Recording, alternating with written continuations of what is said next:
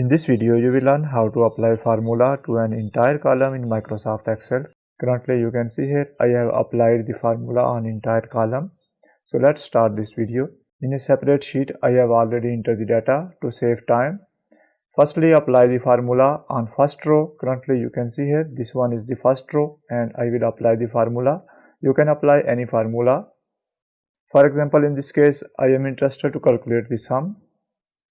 Firstly, I will put equal sign, type sum, double click on sum and select the values.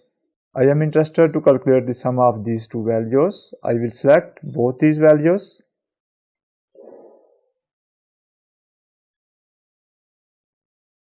After selecting both these values, I will close the bracket and press enter.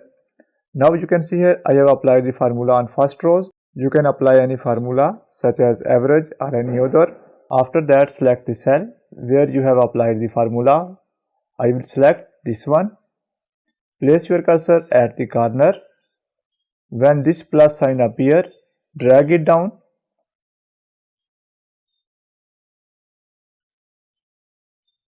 Now you can see here Excel has automatically calculated the sum for remaining rows. You don't need to apply the formula for individual rows. This trick is applicable when you are dealing with small number of rows. When you have large data, for example, you have hundreds or thousands of rows, then this is not applicable. Then you can apply second trick. Now I will explain second method. This method is applicable if you are dealing with large number of rows. Firstly, select the cell where you have already applied the formula. For example, in this case, I have already applied the formula on first row. Select the cell where you have already applied the formula.